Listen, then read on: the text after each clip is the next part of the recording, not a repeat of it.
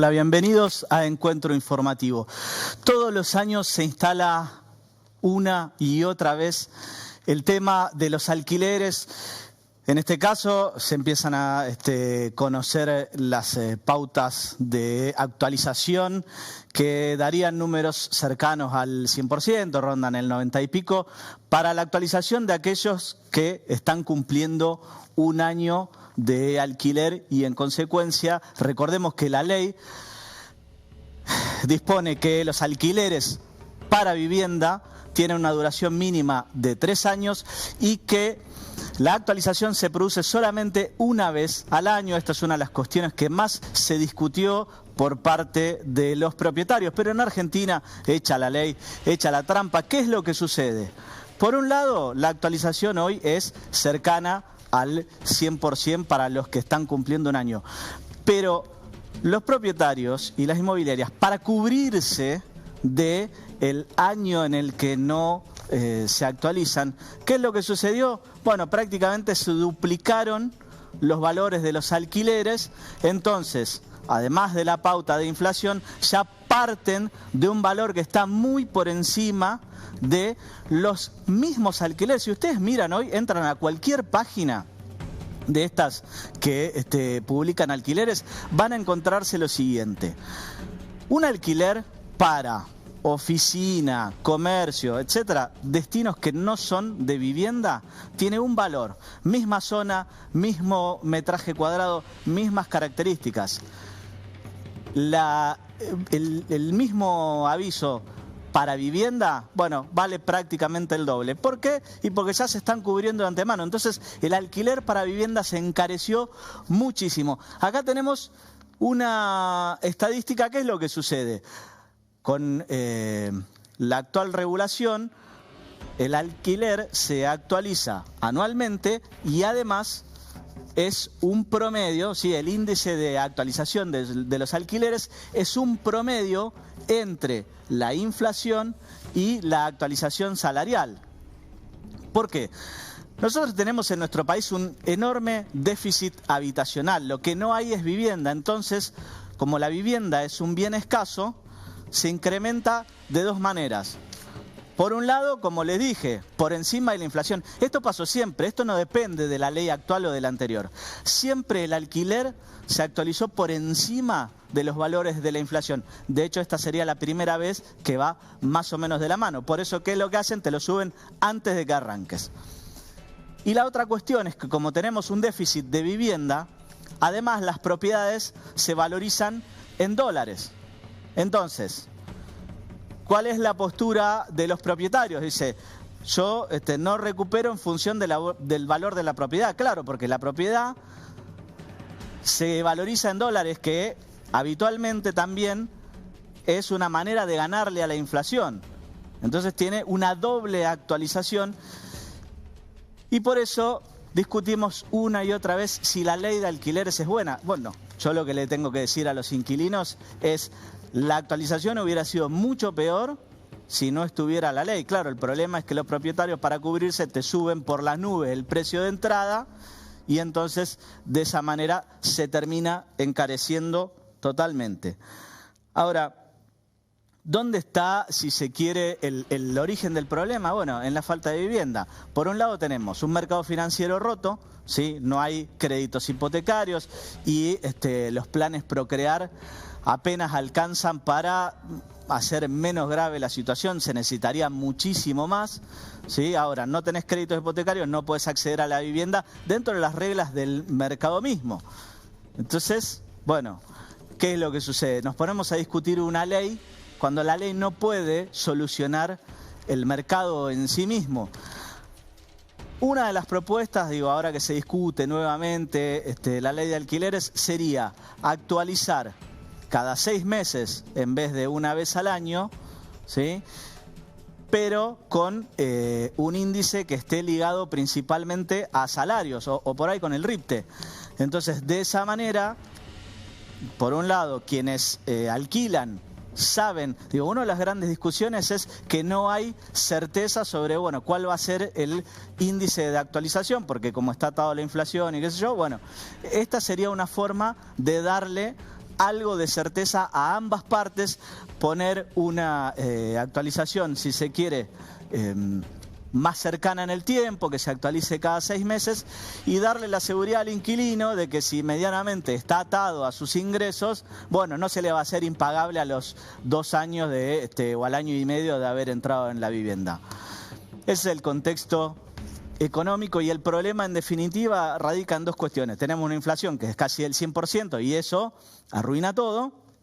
Y por otro lado, bueno, tenemos un mercado inmobiliario que, o si se quiere, un acceso a la vivienda que está muy por debajo de la necesidad de la población en general. Y no hablamos de los que están, no sé, en el límite de la pobreza, sino de gente que gana bien y que de todos modos no tiene ninguna manera de acceder a una vivienda propia. Vamos a hablar de estos temas, vamos a hablar también de política, de justicia y vamos a cerrar el programa con un consultorio sobre cómo invertir en Argentina y no morir en el intento.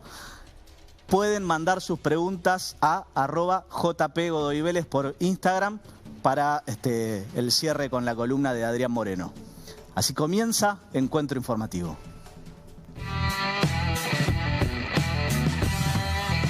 Es cierto que mencionaron a Roberto García Moritán, que de hecho hoy es uno de los candidatos que más se estaría midiendo en términos de imagen en la ciudad.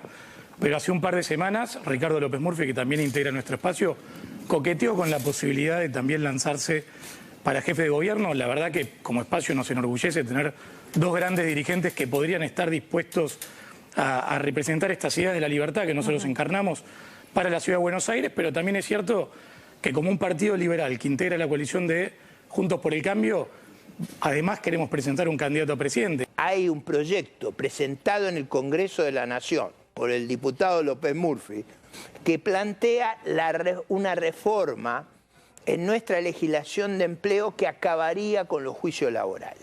Podemos elegir nuevamente nuestros mandatarios dentro de muy pocos meses, ¿no? Estará en nosotros la virtud de tomarnos la paciencia, de estudiar bien quién es cada uno, cuál ha sido el comportamiento a lo largo de su vida, qué promete, cómo encara los problemas, qué tipo de conductas tiene, qué tipo de gestión propone y quizás poder elegir un presidente que no nos dé vergüenza. ¿Cómo lo presento? ¿Como precandidato a presidente, precandidato a jefe de gobierno? ¿Cómo lo presento? No, bueno, yo he sido siempre una figura, y mis temas han sido de naturaleza nacional, pero es verdad que las encuestas en la Ciudad de Buenos Aires me han sorprendido y también he sido alguna vez candidato a jefe de gobierno, así que a ese tema no lo puedo descartar, lo tengo que mirar. El tiempo de desgaste en solucionar problemas te saca toda la energía para tratar de mejorar en términos de servicio, de crecer, de reinvertir. Hoy por hoy la Argentina está estancada porque estás todo el tiempo lidiando lo poco importante. El bloque de Republicanos Unidos acaba de presentar en la legislatura porteña un proyecto de ley para que aquellos comercios afectados por protestas, piquetes o cualquier tipo de desorden generado por particulares en la vía pública puedan ser resarcidos o compensados por esta molestia.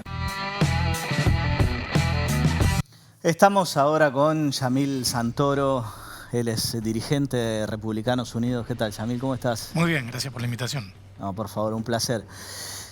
Escuchaste un poco el editorial, la verdad es que el tema de los alquileres en particular y sobre todo cuando se discute una y otra vez la ley, me parece que es descortar el hilo por lo más delgado. Me parece que la ley puede ser mejor, peor, el problema pasa por otro lado. Sin lugar a dudas, el problema tiene más que ver con la inestabilidad macroeconómica y estos desfasajes que vos muy bien planteabas entre el capital que uno invierte a la hora de adquirir un inmueble y la expectativa de retorno que uno tiene luego en eso. También, vale la pena decirlo, el marco normativo incide mucho. Vos recién planteabas cómo está funcionando el régimen actual, donde en algunas cosas quizás la ley nueva ayudó a resguardar un poco al inquilino o a dar cierta certidumbre con respecto al régimen de actualización. Sí, a mí me parece que el plazo está bueno. Al quitarle la libertad de negociar a la gente, creo que al final terminó perjudicando. Es que ese es el tema. En un contexto quizás de estabilidad, si vos das reglas como más previsibles o más duras, puede que tenga sentido. En una Argentina donde no sabemos cuál va a ser la pauta inflacionaria, no sabemos cuál va a ser el tipo de cambio, sumale a eso la inseguridad jurídica que implica llevar adelante un desalojo si el inquilino te incumple. Sí. Ejecutar una garantía. Digo, realmente todo conspira contra que una relación que debería ser fácil y sencilla para un laburante, digo, comprueba la fuente de ingresos, le alcanza para llevar adelante la locación y con eso debiera ser suficiente, con alguna garantía suficiente para la obligación que tiene que contraer. Sí. El contexto le agrega un montón de incertidumbre a la relación, donde aquel que está en la situación de mayor, si se quiere, ventaja relativa, que es el propietario, que dice, me cubro por las dudas. Sí. Y por eso te pegan estos saques de actualización. Sí, y además que muchos directamente lo retiraron del alquiler, están a la venta. Pero escucha, hablamos un segundo de esto. Un tipo o una mujer que invierte o hereda y tiene una propiedad que puede ser fuente de ingreso, llegar a la decisión de sacarlo del mercado y dejar de ganar guita, te habla en realidad del pánico que le representa, la inestabilidad del país, el riesgo jurídico de la relación. Entonces, estamos llegando a un punto donde, sumado a lo que vos decías de esta, si se quiere, desbalance entre demanda y oferta en el stock total de unidades, la inseguridad jurídica y económica en la que vive el país hace que muchas personas decidan retraer las propiedades del mercado. Por eso, si bien hay que pensar una ley específica para el sector y hay temas para mejorar, a las claras el problema más grande está en en algún otro momento lado. Se había hablado de aplicarle como un impuesto extraordinario a los que...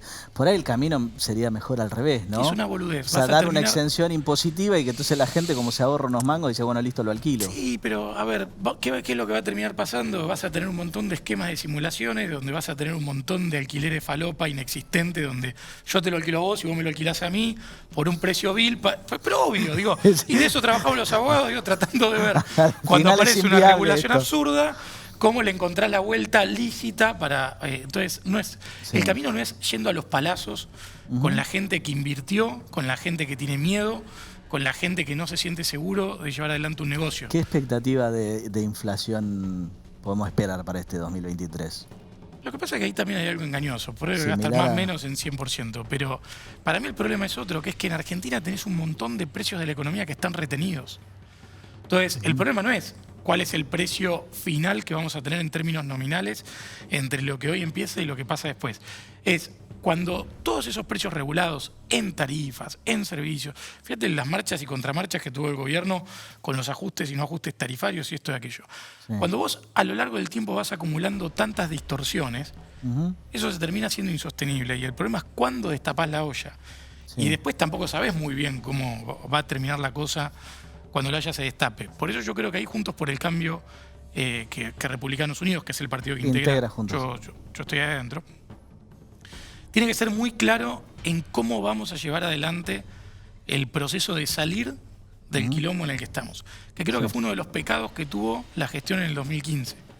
Que no se sinceró el peso genuino de la herencia, del problema que había. No es que apenas se asumió el gobierno se dijo, che, mirá que todas estas cuentas están sin pagar, mirá que todo esto está roto, se afanaron las computadoras, nos rompieron los baños. Digo, todas estas cosas son reales. Digo, hubo mucho problema. Argentina está en una situación muy compleja. Este gobierno va a hacer el máximo esfuerzo por llegar con el auto que tiene las cubiertas pinchadas, el motor fundido, el radiador perdiendo todo, pero van a tratar de estacionarlo hasta el 10 de diciembre en la puerta de la casa de Juntos por el Cambio y le van a decir, problema tuyo. Y en realidad no es problema de un partido, es un problema de todos los argentinos. Entonces creo que lo que tenemos que debatir en la campaña y antes también es cómo vamos saliendo del quilombo en el que estamos y que gobierne quien gobierne, haga lo que haya que hacer para que los argentinos vivamos mejor. Bien. No sé si viste últimamente toda la interna que hay dentro de los libertarios, ¿sí? Donde Maslatón viene de alguna manera acusándolo a Milei de, en definitiva, haber adquirido rápidamente los vicios que se supone que ellos denostan de la política. Bueno, a ver, no me constan, con lo cual yo, si me constase algún delito o alguna cuestión, lo hubiera denunciado. Desde el punto de vista práctico, sí hay algo que me parece inaceptable, que si vos te vendés como la nueva política, hacer lo mismo que hicieron probablemente las peores estructuras políticas de la Argentina, lejos te diferencia de eso. Por poner un caso, la falta de democracia interna, la falta de competencia interna. Yo lo que rescato de la discusión de Maslatón, más allá de que yo tengo públicas diferencias con él y también mucho tiempo trabajé con él, es que Javier no le da una interna, no compite. sea, si vos tenés una persona que no está dispuesta a validar su liderazgo en una interna, fíjate la diferencia con Republicanos Unidos. Digo, ¿Ustedes tuvieron interna el año pasado? Tuvimos internas para autoridades partidarias el año pasado y vamos a tener internas este año para definir los candidatos. Ponele, yo tengo intención de ser candidato a diputado nacional. Bien. Ahora no es que yo voy arriba, rosqueo con López Murphy, rosqueo con García Moritán y digo, che, muchachos, soy yo el candidato a diputado nacional. No, vamos a tener que ir a un proceso democrático interno con otros. Pero lo tienen que hacer medianamente rápido, digo, porque... Sí, probablemente sea fines de mayo, principios de junio, porque a mediados de junio cierran las listas, así que nuestro espacio va a tener que ir a negociar o a competir, depende cuál sea el esquema que terminemos eligiendo para la Ciudad de Buenos Aires. Pero eso es algo novedoso que tenemos nosotros. Digo, nuestros afiliados, cualquier persona que nos está viendo, se afilia al partido y puede candidatearse o elegir a los candidatos. Entonces, de esa manera no hay un dueño del partido, no hay un César, o como lo llama Maslatón, la troika, que es entre Milei, la hermana, y el Kikuchi, que resuelven las cosas en un cuarto cerrado. ¿Lo venderán, no lo venderán? No lo sé, las candidaturas. Pero lo que está claro es que se puede hacer política de una manera distinta, y eso es algo que hoy ningún partido, inclusive en Juntos por el Cambio, hace. Así que creo que ese es otro diferencial que aporta Republicanos Unidos. Ricardo López Murphy, en principio, iría como precandidato a presidente. Yo espero que sea ese el caso. Creo que Ricardo, por lejos, es el mejor candidato que Juntos por el Cambio puede tener, por preparación, por integridad, porque tiene lo que tiene que tener para llevar adelante las decisiones, inclusive difíciles, pero necesarias para que Argentina salga de la decadencia en la que está. Y si no fuera esa su decisión, espero que podamos encontrar una forma de darle valor a la coalición donde no perdamos nuestra identidad, no perdamos nuestra voz y, en definitiva, que los liberales nos hayamos acoplado a Juntos por el Cambio, matice con las otras visiones, perspectivas que hay dentro de la coalición. Digo, porque no somos lo mismo que los radicales, no somos lo mismo que la coalición cívica. Podemos tener puntos de convergencia en cuestiones como la institucionalidad, pero en materia económica tenemos... Tema de la Corte, por ejemplo. Bueno, ahí probablemente coincidamos y cerremos filas y sin ir más lejos, Republicanos Unidos y quizás los abogados que integramos Republicanos Unidos trabajando en la Fundación Apolo o en otras instituciones, hemos llevado varias de las denuncias que han puesto al gobierno en una situación incómoda. Lo hicimos con el Olivos Gate. Ahí se opusieron al acuerdo propuesto. De hecho, fuimos los primeros denunciantes del Olivos Gate y cuando Alberto quiso zafar presentando un acuerdo mediante el cual pagaba por de alguna manera no tener una condena, nosotros fuimos planteando que en función de lo que plantea el Código Procesal no le aplicaba y que en ese caso concreto debía llegar a sentencia del juicio y que sea la que sea. Digo, ya es un problema de la justicia establecer la cuantía de la pena, pero que era un insulto a todos los argentinos y aparte una anomalía jurídica que Alberto Fernández zafara de haber incumplido sus propias normas por él mismo planteadas y teniendo el deber de hacerlas cumplir pagando 1,5 millones de pesos. Digo, es una joda, realmente una joda. Bien. Bueno, y con respecto al juicio político que pretende, digamos, el gobierno contra la Corte, los cambios de composición de la Corte, ¿qué posición tenés? Mira, yo creo que el kirchnerismo tiene una constante a lo largo de su historia, que es agarrar temas que pueden tener de fondo alguna cuestión legítima para discutir, sea la ley de medios, Dios, el tema que vos quieras. Y siempre encuentra la manera de pervertirlo y de convertirlo en algo que en realidad encarna otra cosa. Fíjate que ahora el kirchnerismo se juntó o se alineó con el mapuche no mapuche de Jones Wala, con Milagros Sala, con cuánto delincuente termina suelto en la República Argentina, con alguna condena por algo, van y dicen juicio, esto es una persecución política, esto es una cuestión, bueno, el caso de Cristina, primero que nada, donde todo el tiempo tratan de poner al delincuente en situación de víctima. Y ahí han llevado una discusión que puede ser lícita o válida, no sé si de la Corte, pero de repensar el sistema judicial argentino, de discutir si tiene o no que haber elección de los jueces en primera instancia, como puede ser en el caso de Texas. Digo, discusiones en definitiva institucionales que pueden ser razonables. Sí, que a veces el marco las deslegitima. No, y de hecho la convierten en una cuestión entre vengativa y de facciones y decir, bueno, como la justicia está corrupta, entonces yo soy inocente. Y va a decir, no, pará, ni la justicia está corrupta, ni vos sos inocente. Puede haber cosas que funcionen mal. Claramente tenemos que agilizar los tiempos de resolución de los juicios. Sí, digo, claro. hay 3 millones de temas. Habría reformas de códigos procesales que están mucho antes, ampliaciones de cantidad de juzgados. Ahora, fíjate que en vez de estar discutiendo con los profesionales, los que ejercemos la profesión, que sabemos que hay cuestiones procesales que hacen que los juicios duren mucho más de lo necesario, que podrían habilitarse instancias más ágiles para resolución alternativa, digo, un montón de cosas que podrían ayudar a que la gente tenga más y mejor justicia, la discusión judicial pasa a tratar de consagrar o no la impunidad de una banda de ladrones, una banda de corruptos. Y ese es el problema de degradación en el que nos inserta permanentemente el kirchnerismo. Bien. Yamil, es un año electoral, así que nos vamos a seguir viendo. Cuando quieras. Muchas gracias por venir. Gracias por venir. Ahora, antes de pasar al siguiente bloque, quiero que vean este informe especial sobre el crimen de Fernando Báez Sosa.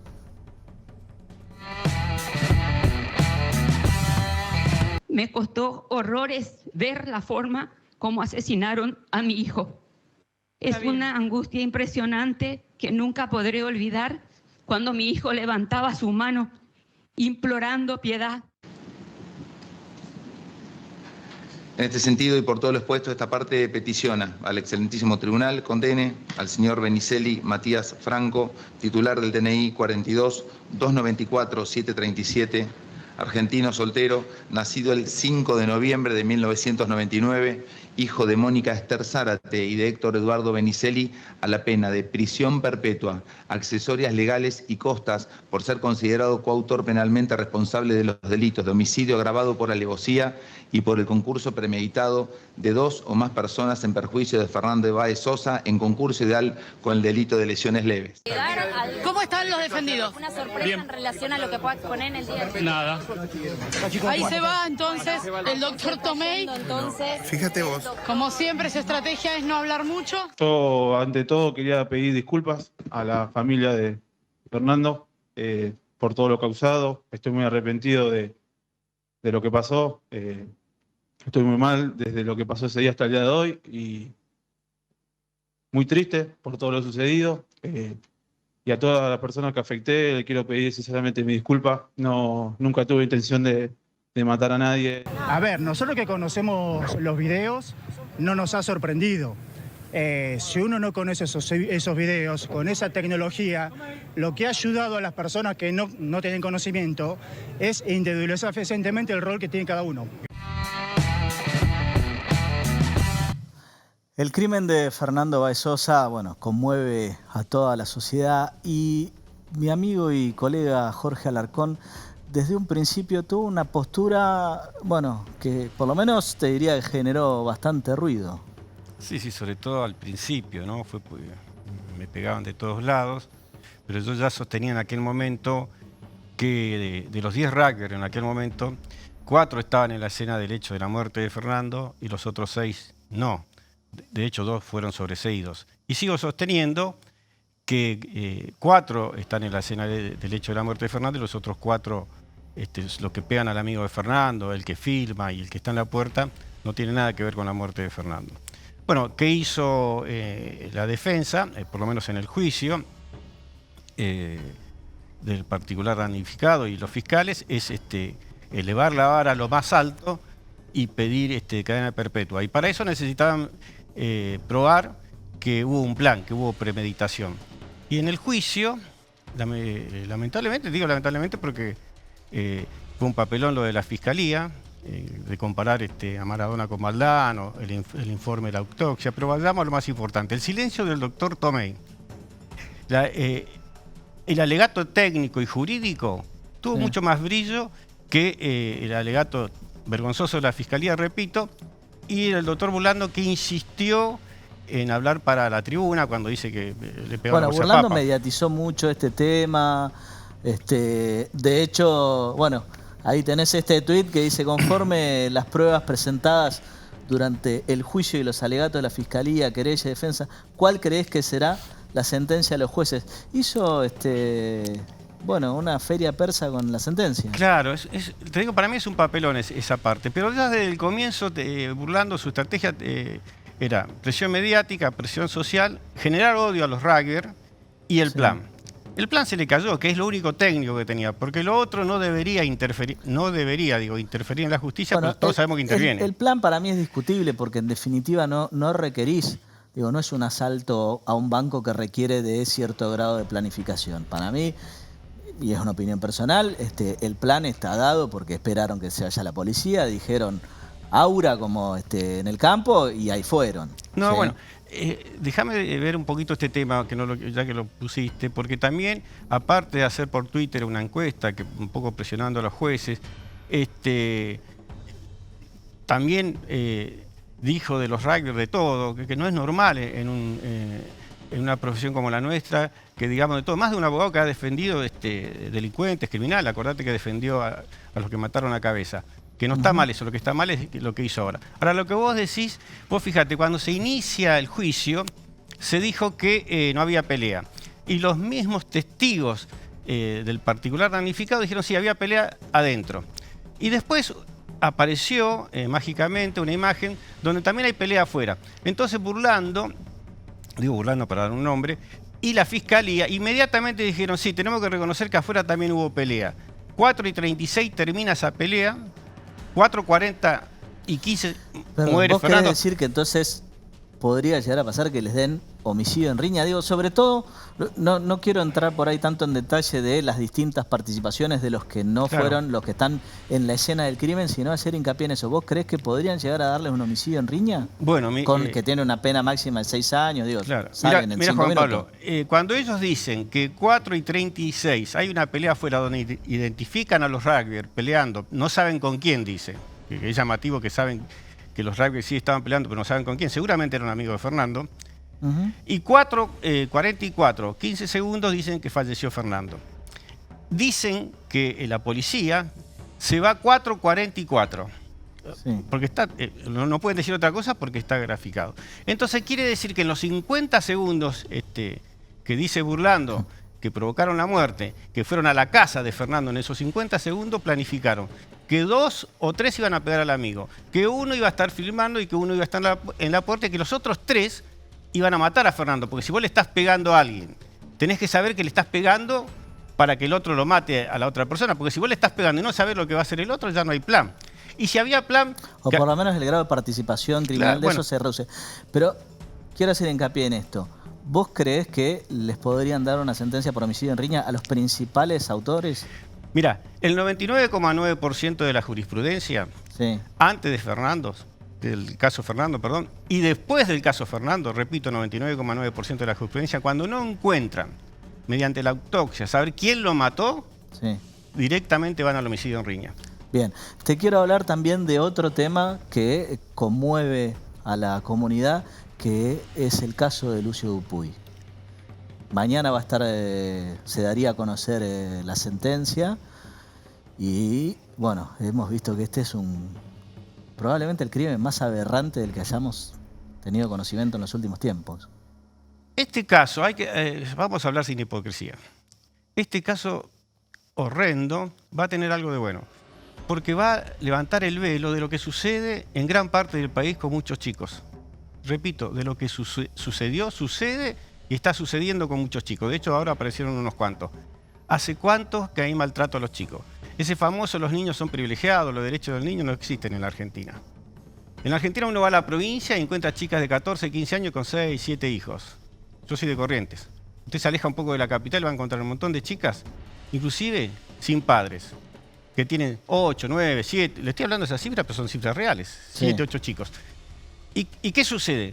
El maltrato a los chicos es fenomenal. No lo mandan al colegio, no le dan de comer como corresponde y aparte, como en este caso, terminan dándole tremendas palizas. Esto está muy bueno porque va a develar este tema. Por eso la ley que está en el Congreso, el proyecto de ley, Lucio, es muy importante. Primero que contenga algo que tiene que ser importante. La mirada del fuero civil tiene que dejar de ser pro mujer cuando se trata de un hijo. Repito, la mirada de la justicia civil tiene que dejar de ser pro mujer cuando se trata del caso de un padre. Vos decís que queden en igualdad de condiciones ambos progenitores cuando ambos quieren la tenencia. Exactamente, y tiene que haber una ley. Y si el padre o la madre o ambos no lo pueden tener, buscar quién lo puede tener. El abuelo, abuela, el que sea. Lo que no puede hacerse es porque una costumbre, sino bueno, que lo tenga la madre. Porque esto es lo que está sucediendo. O al revés, o al revés. Como la madre es un desastre, bueno, le damos al padre que es más o menos, no es tan desastre. Esto tiene que cambiar. Tiene que haber un proyecto donde, que figure en la ley, donde el fuero civil abandone esa mirada arcaica que tiene. Y el otro tema, que acá voy a ser polémico porque me van a pegar, yo siempre defiendo a la justicia, Pero acá también tiene que haber, si un juez, como en el caso de Lucio, obra mal, con descuido, y muere un chico, la tiene que pagar de alguna forma. No alcanza con el juicio político. En este caso ni siquiera hubo juicio político, pero lo tiene que pagar el juez y lo tiene que pagar el fiscal. Jorge, muchísimas gracias por venir a nuestro primer programa en vivo. Éxitos. Ahora, antes de pasar al siguiente bloque, quiero que vean este informe sobre la renovación que se viene en el Frente de Todos y la pelea entre Guado de Pedro y el presidente Alberto Fernández. Mira. Ellos hacen muchos anuncios que luego no tienen nada que ver con la realidad, pero es una forma de entender la política, recaudar con tus amigos, como les dije, tanto en el caso de las grúas, las viandas escolares, las concesiones a restaurantes que no sabemos cómo pagan 40.000 pesos de canon por mes. Estamos muy centrados en ver que el acuerdo con el fondo, las consecuencias de la gestión 2016-2019 todavía siguen vigentes. Y después está el vínculo con este señor Silvio Robles, que es el puente con la Corte Suprema de Justicia de la Nación. Entonces le corresponde a él. Él hizo hoy una defensa, yo no lo conozco, insisto, tampoco creo que la política uno tenga que personalizar excesivamente, pero a mí no me sorprende nada de lo que pasó, porque tanto lo de las grúas como lo del bloque de poder que opera con servicio de inteligencia, poder judicial, medios de comunicación hegemónico, ¿viste? Y partidos políticos de derecha, lo vengo denunciando del año 2016. Diputado Negri, ¿puede aclarar lo que está vociferando y no deja continuar a la diputada Siley? Discúlpeme, presidenta. ¿Cuál es la imprecisión? Presidenta, no le concedo la interrupción por machirulo. Sigo hablando de lo que estaba diciendo. Continúe. No puede una persona que fue elegida 2 veces como presidente, una vez como vicepresidenta, y que representa a millones de argentinos y argentinas, no poder presentarse porque no le gustó cómo gobernó o no le gusta cuáles son sus ideas a determinado grupo mediático del argentino o a determinados sectores económicos, ¿no? Mira, si hay una obsesión que tengo, además de mejorarle la vida a la gente, es decir, demostrar que se puede. Nosotros somos muy prolijos en la administración porque lo que yo quiero es demostrar que se puede administrar una obra social de adultos mayores. Claro. Es viable, es sustentable. Tenés que bajar los precios de los... Nosotros financiamos libertad de elegir con la diferencia del convenio de medicamentos. Quiero agradecer a mis compañeros el honor que significa para mí como militante político haber sido designada en esta etapa como presidente de la Cámara de Diputados. Asumo el compromiso de cumplir con esta responsabilidad en representación de nuestro espacio político, que en el año 2019 fue electo a través del voto popular. Acaba de decir ella que había 900 personas que estaban en la misma situación. El ministerio pasó la nómina a todas las organizaciones de las personas que estaban suspendidas o dadas de baja. O sea, si no puede controlar lo que pasa en el ministerio, no sé, qué sé yo, problema de Tolosa Paz. Estamos con Ana Luz Valor, ella es dirigente del Frente de Todos de 3 de febrero. Y bueno, justamente para hablar de renovación en el Frente de Todos, ahí estuvimos viendo unos cuantos dirigentes que seguramente andan por los 40 y pico. Bueno, nada mejor que invitarte a vos y charlar un poquito. ¿Por qué se está tensando tanto entre Guado y Alberto, y Máximo y Alberto? Bueno, a mí lo que me parece, en primer lugar, como vos decís, ¿no? Siempre se está viendo una renovación, un trasvasamiento generacional en lo que es el peronismo. Nuestro movimiento, la verdad que se caracteriza por eso. Siempre ha sido un gran productor de dirigentes y dirigentas. Pero bueno, yendo concretamente a la pregunta que me hacías, yo creo que hay que abonar, me parece que Guado salió muy bien a calmar un poco las aguas y a bajarle un poco el tono a la polémica para seguir trabajando en pos de los argentinos y las argentinas. Me parece lo más maduro, porque aparte no queda todavía del todo claro qué se dijo, se dejó de decir, o quién lo dijo y lo dejó de decir, porque incluso la vocera Gabriela Cerruti en un momento declaró que había hablado con Guado y Guado desmintió haber dicho tal cosa. Entonces me parece que pasó más por un dime y direte, alguna cuestión más de índole de radio pasillo que de cuestiones realmente puntuales. Después, obviamente, como toda coalición de gobierno, digamos, hay sectores que tienen determinadas posturas que son distintas a otras, pero no quiere decir que se esté rompiendo todo como muchos dicen por ahí.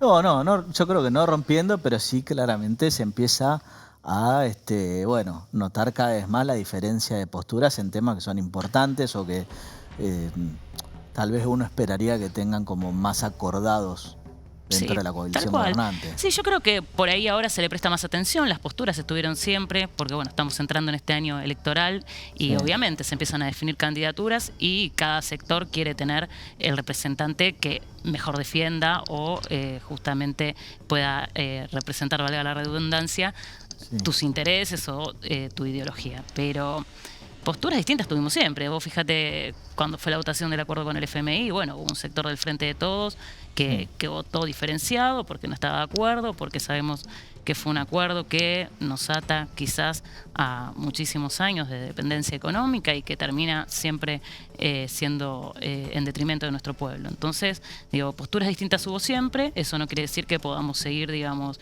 ni estando militando dentro del movimiento peronista, ni siendo parte del mismo gobierno. Pero bueno, uno tiene que plantear su punto de vista y después obviamente se llega a consensos y se van, digamos, diseñando las políticas públicas. Hablando de llegar a consensos y políticas públicas, uno de los temas que está en discusión hoy en día es justamente la ley de moratoria previsional. Primero que nada, contame un poco para la gente en qué consiste, ¿no?, esta moratoria previsional. Sí, bueno, le decimos ley de moratoria previsional, digamos, entre nosotros, pero la realidad es que se llama plan de pago de deuda previsional, pero sí viene a saldar justamente el vencimiento de la ley de moratoria anterior, que había vencido en junio del año pasado, hubo una prórroga hasta diciembre, y bueno, en diciembre los diputados de Juntos por el Cambio, como están muy preocupados por las elecciones y por hacer campaña, no fueron a trabajar, no fueron al Congreso, porque cerraron el Congreso directamente, digamos, no dieron quórum ni dieron la oportunidad de poder discutir esta nueva ley. Claro, y hoy por hoy, por la composición, sin Juntos por el Cambio, no hay manera de lograr el quórum. Exactamente. Y uno no dice que tengan que estar de acuerdo ni que lo voten obligadamente, pero bueno, si sos diputado, sentate a hacer tu trabajo, a discutir leyes y a proponer, en todo caso, digamos, diferencias. ¿Cuánta pero gente bueno, se es beneficiaría muy importante de esta ley porque justamente a eso iba.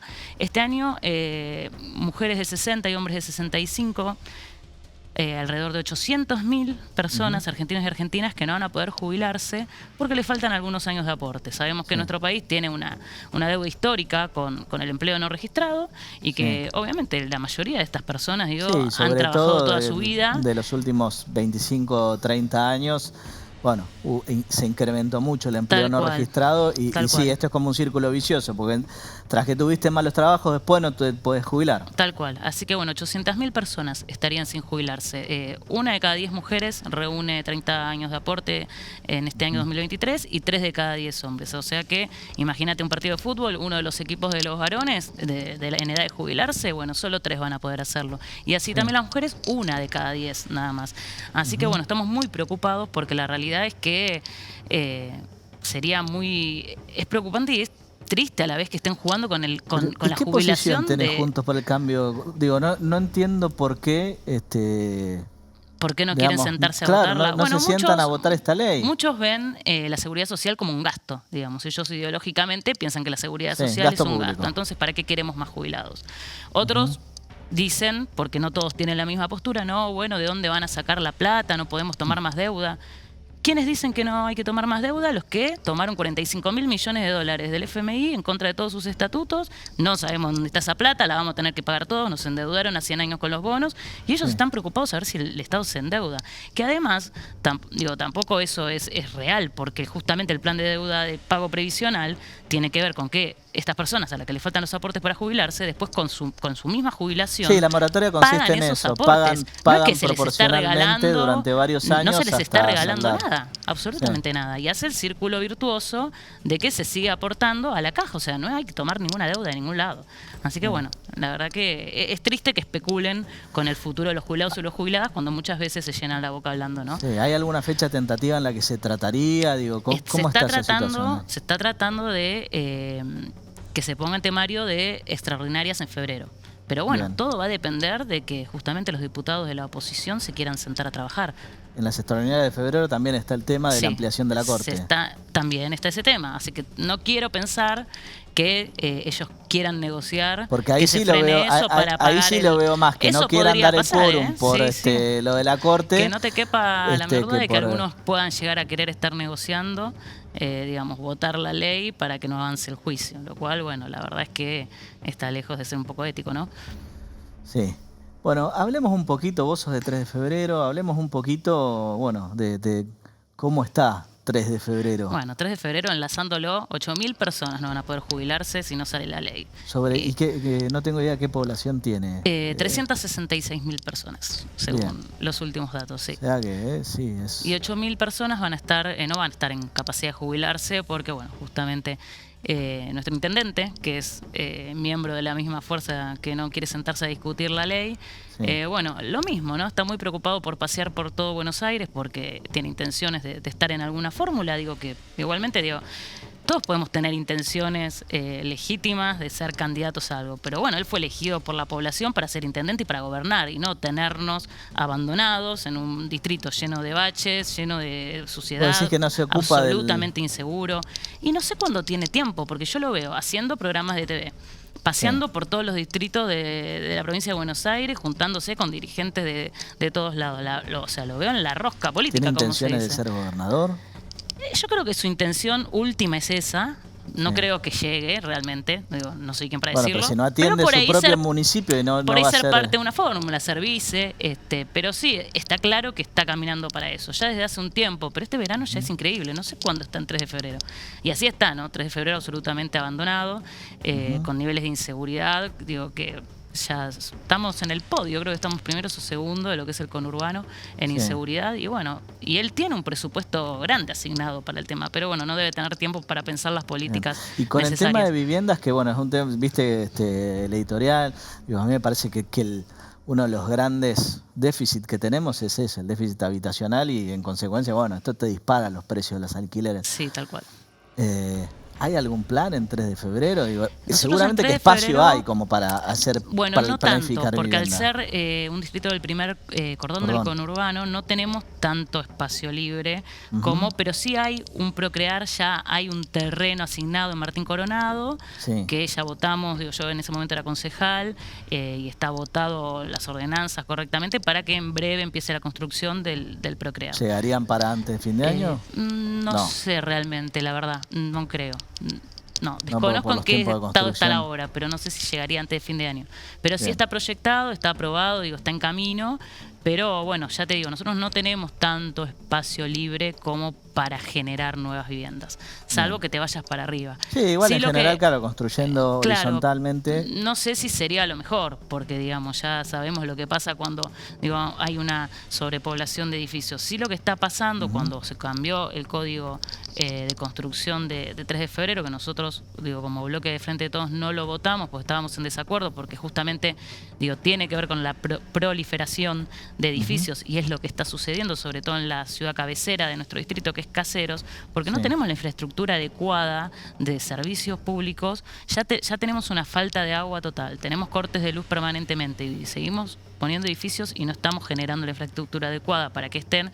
Me parece que no es lo mejor. Pero bueno, se sigue el mismo modelo de Capital Federal del negociado inmobiliario, y tenemos edificios que cada vez son más altos y vacíos, y con precios espeluznantes que nadie puede tampoco, acceder ni a alquilar ni a comprar esos departamentos. Bueno, estamos en un año electoral. Contame un poquito qué es lo que planifican desde el Frente de Todos para 3 de febrero, quién va a ser candidato o candidata. Mira, en 3 de febrero hemos transitado una interna dentro del Partido Justicialista, ya que uno de los invitados lo planteaba. Eso no quiere decir que ya el candidato esté designado, pero bueno, si tenemos que ir en una PASO, iremos a una PASO. Yo pertenezco al espacio de Juan de Bandi, eso a nivel, local. Si él fuera como candidato a intendente, nosotros estaríamos como descamisados trabajando con él, porque así ya lo venimos haciendo desde hace un tiempo y creemos que es el que mejor representa los intereses de los vecinos y las vecinas de 3 de febrero. Y ya después, a nivel provincial y nacional, Descamisados participa en el espacio de La Patria es el Otro, que conduce el ministro Andrés Larroque, y bueno, obviamente estamos con la candidatura de Cristina, porque más allá de lo que vos me planteabas, de la renovación de dirigentes, teniendo a Cristina todavía, más allá de que está proscripta, nosotros creemos que es una proscripción que es absolutamente injusta, causa, porque sabemos que fue condenada sin pruebas, y donde en una causa en donde todos los testigos, no hay un solo testigo que declare en contra de ella, no hay una sola prueba que pueda, digamos, comprobar que hubo delito de alguna manera.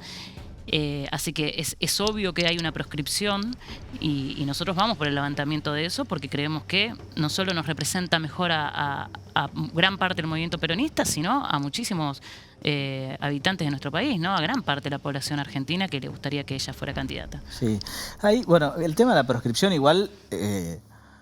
hoy por hoy no está proscrita porque en definitiva hasta que la sentencia no quede firme. Convengamos que si quieren te sacan la sentencia en 2 días. Si ella se candidateara en 2 días, viste cómo es, ¿no? O sea, los juicios de cualquier ciudadano común pueden tardar años y años. Después, digo, para determinado sector de la justicia, en donde sabemos que está enquistada una mafia, estos mismos que se juntan en el lago escondido, digo, fiscales, jueces, CEO de Clarín y empresarios multimillonarios, magnates que se roban lagos como John Lewis se juntan en un lago para cerrar o abrir el lago causas. Que se roba. El lago que se roba encima. Imagínate vos en Inglaterra robándote un lago, ¿no? A ver qué te pasa.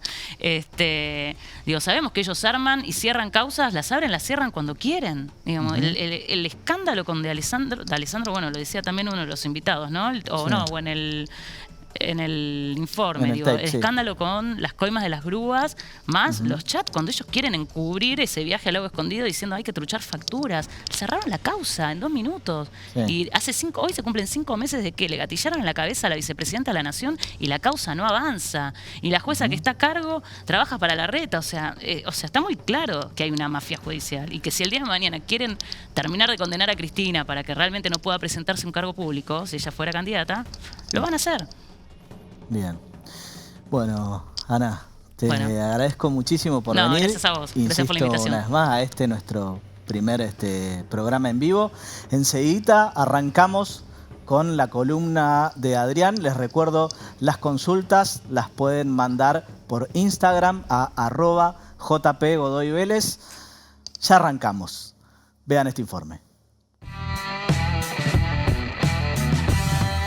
La hora 12... En 12 cuotas, el costo financiero total es del 102%. Venimos de una hora 12 que hasta el año pasado tenía un costo del 50%. Ahora ya tiene el 102 a 12 cuotas y a 24 cuotas del 116% anual. Con lo cual, bueno, ya la hora 12 no deja de ser una ganga. El gobierno sí tiene 2 pilares que está usando para tratar de bajar la inflación. Uno es una reducción del gasto público muy tenue que se ha visto en los últimos 4 o 5 meses. De hecho, porque si no, no se cumplía el acuerdo con el FMI. Entonces tuvieron que empezar a aflojar las cuentas públicas un poquito. Y la otra es que se ha reducido la emisión de dinero. ¿Y dónde invertirías vos hoy, afuera? En cualquier cosa menos que sea Argentina. Siempre digo lo mismo. Tus sueños, ¿están en pesos o están en dólares? Si vos me decís que están en pesos, ok. Si esa plata que vas a poner en un plazo fijo es tu sueño para comprarte tu casa, está en dólares. O sea, y hace un mes hablamos de esto y te dije, guarda con esto porque ahora el plazo fijo está dando 6% mensual, algo así. En un mes el dólar pasó de 270 a 300. Se devaluó casi 10-11%. O sea, el plazo fijo... En este último mes, es cierto, ya está en la barrera de los 300 nuevamente. Exacto, perdiste 2 meses de plazo fijo. El plazo fijo tuvo su rentabilidad. Y sabemos que eso fue a través de emisión monetaria, porque estaba atrás ahí LELIQs y pases, que sabemos que es la manera que tiene el Banco Central de absorber esos pesos que no haya inflación. ¿Qué te hace pensar que se va a mantener eso? No es casualidad que la mayoría de los países donde el crecimiento de criptomonedas ha sido exponencial sean países que han sido afectados por crisis económicas o inflación. Esto no lo veo como algo negativo a pesar de seguir viendo noticias día tras día sobre la situación, lo veo como un reto que vivimos todos y que tenemos que utilizar para tomarlo mejor y construir el país que nosotros deseamos. Y estamos ahora con Adrián Moreno para hacer nuestra columna. La idea es, nos quedó pendiente del otro día, me sobran 50 luquitas. ¿Cómo hago para invertir esta plata en Argentina, sacarle alguna rentabilidad y bueno, y no perder contra la inflación. Exacto, igual puedes hacerlo también con menos dinero. La verdad, ¿Con menos todavía? Con menos también. ¿Cuál sería el mínimo poner para hacer una inversión? Dependiendo del tipo de activo que elijas, ¿no? Sí. Digamos, si vos querés volcarte al mercado de capitales, hay acciones desde 7 pesos. O sea que es súper económico. Con 7p puedo invertir en algo. Exacto. Decís, bueno, no me compro ni una gaseosa. 7 pesos? Sí. Sí, ponerle que una gaseosa, bueno, tendríamos varias de esas acciones, ¿no? Sí. Pero bueno, podemos ir ahorrando diariamente y especie chanchito, viste, ir depositando y obviamente para el largo o mediano plazo podemos ir invirtiendo en este tipo de activos. Que además para hoy tu primer programa en vivo, te traigo esta noticia. La bolsa argentina está de fiesta. Terminó enero con un aumento del 25,5% de rendimientos en pesos. El S&P, eso definitivamente le gana a la inflación. Exacto. Ahí tenemos ya la primera pregunta. Dice, ¿cuáles son las mejores opciones de inversión para febrero? Bueno, gracias por lo de doctor. O viene ese viene para mí, ese viene para mí, viste que además soy abogado. Perfecto.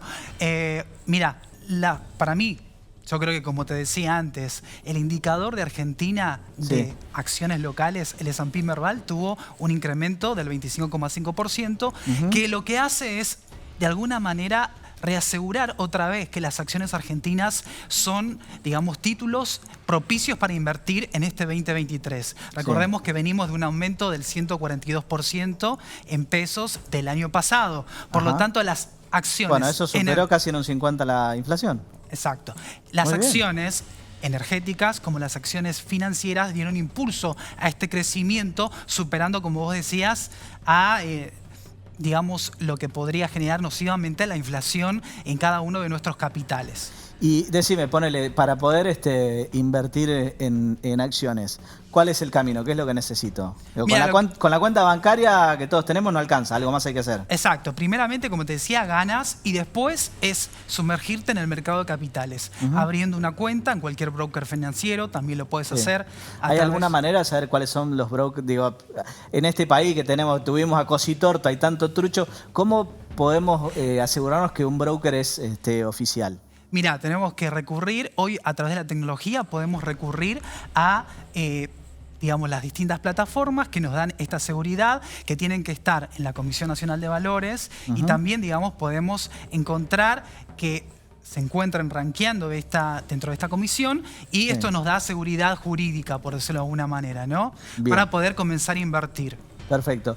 Ahí tenemos una que va por lo tradicional. ¿El plazo fijo sirve? Mira, el plazo fijo sirve para aquellos que son mucho más conservadores, para aquellos que de alguna manera no tienen, digamos, esa experiencia o no tienen el conocimiento de otras alternativas de inversión. Y recordemos que un plazo fijo... Pero hoy no está por debajo digo, si comparamos la tasa de plazo fijo contra la inflación, mira, se queda la suba abajo. generalizada de precios fue, digamos, para el mes de diciembre de un 5,1%. Pero la tasa, digamos, mensual efectiva que recibe cualquier ahorrista que pone su capital en un plazo fijo es del 6,25% de forma mensual. Por lo tanto, estaría ganándole a la inflación. Sí. Pero eso no ocurre siempre, digamos, depende de la inflación que se dé en los distintos meses. Bien. Bueno, nos quedamos sin tiempo, tenemos que cerrar. Seguiremos con las columnas económicas más adelante, así que nos vemos la semana que viene con mucho más encuentro informativo. Gracias por estar ahí.